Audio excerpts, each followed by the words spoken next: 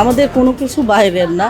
এমনকি পর্যন্ত আমি যে বার্গারটা বিক্রি করি ওই বানটাও আমি বাসা থেকে করে নিয়ে আসি, বাইরে থেকে কেনা হয় না, সব হোমমেড। প্রথমে আমার হাজবেন্ড চায় নাই আমি বাইরে করি, তারপর এখন উনিও আমাকে সাপোর্ট করতেছে। প্রকৃতপক্ষে অভাবের জায়গা থেকে আসি যে না নিজে কিছু করে দেখি, কারণ না আমাদের দেশটা এখনও ওইভাবে গড়ে ওঠে নাই যে কোনো মেয়েদেরকেও প্রথমেই সাপোর্ট করবে। সাপোর্টটা আসে পরে যখন আপনার যে দেখা যায় সাফল্য আসে তখন সাফল্য না আসা পর্যন্ত কোনো সাপোর্ট থাকে না। প্রথমে আমার হাজবেন্ড চায় নাই আমি বাইরে করি, তারপর এখন উনিও আমাকে সাপোর্ট করতেছে। প্রকৃতপক্ষে অভাবের জায়গা থেকে আসি যে না নিজে কিছু করে দেখি, যে সব সময় কারো কাছে হাত পেতে নেওয়ার চাইতে যে নিজে যেহেতু একটা কিছু পারি তো করে দেখি যে ওইখান থেকে নিজের চাহিদাটা পূরণ করতে পারি বা বাচ্চাদের কিছু করলাম। প্রথমে একটু খারাপ লাগতো যে নতুন একটা জায়গায় এসেছে তো ওইভাবে অ্যাডজাস্ট করাটা কষ্ট ছিল। এখন আলহামদুলিল্লাহ ভালো, এখনও এমন একটা সমস্যা হচ্ছে না, এখন হচ্ছে। Admission open at Uttara University. নিজের বাসার থেকে সমস্যাটা শুরু হয়। নিজের আশেপাশের লোকজন বলেন, অনেকে চিন্তা করে যে এইভাবে আপনার ওপেন প্লেসে মেয়েটাকে নিয়ে এসে কাজ করি, অনেকে অনেক ধরনের কমেন্টস করে। তো এইগুলো যদি সবাই স্বাভাবিকভাবে নেয়, যেমন আপনার ফরেন কান্ট্রিগুলোতে এই যারা সবাই সব কাজকে সম্মান করে, কিন্তু আমাদের দেশে আসলে ওইভাবে মানুষ করে না। অনেকে অনেক ধরনের মন্তব্য করে, সব কিছু পালায় যার ইচ্ছা আছে নিজে থেকে যদি আসে, তারপরে আপনার কখনো যদি প্রতিষ্ঠিত হতে পারে তখন সবাই প্রশংসা করবে। আমার পরিবারে আমার দুইটা বাচ্চা, আমার এক ছেলে এক মেয়ে আর ওর বাবা আর আমরা চারজন। আর সাপোর্ট হিসেবে করতেছে আমার বাবা মা করতেছে। তারপর আমি বললাম যে সব কিছুর পেছনে আমার ফুপু, উনি আমাকে সাপোর্ট করছে সবচাইতে বেশি।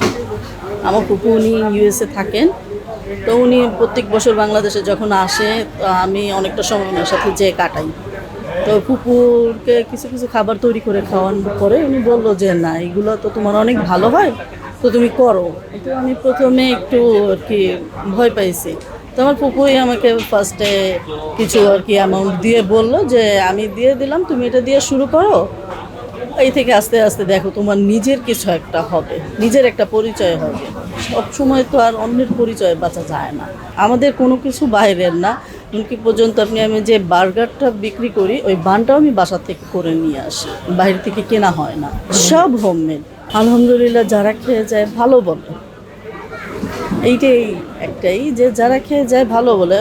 কিন্তু হয়তো আমার নতুন মাত্র 3 মাস হয়েছে, তো অত বেশি পরিচিতি এখনও হয়নি, কিন্তু এই পর্যন্ত যারা খেয়ে গেছে কোনো ব্যাড কমেন্টস এখনও ইনশাল্লাহ পাইনি। কোনো মনে যদি ইচ্ছা থাকে তাহলে আপনার আজকে ইচ্ছা হয়েছে আগামীকাল থেকে শুরু করে দেওয়া উচিত, দেরি না করে।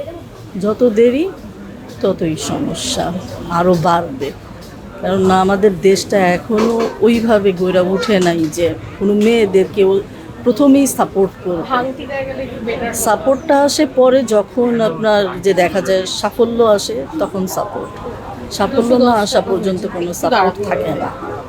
তুমি এটা বাসার লোকই বলেন আর বাহিরের লোকই বলেন, সবার কাছ থেকেই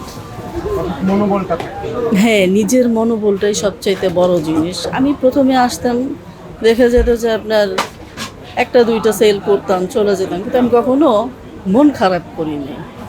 কেউ জিজ্ঞাসা করলে আমি যদি আপনার 100 টাকাও সেল করে গেছি তাও বলছি আলহামদুলিল্লাহ। যে প্রথম মাসেই যদি ঘাবড়ায় যেতাম যে না আমার সেল হচ্ছে না, আমি আমার বাসা থেকে এনে দোকানের ভাড়া চালাচ্ছি, তাহলে আমার এতদিনে বন্ধ করে দেওয়া লাগতো।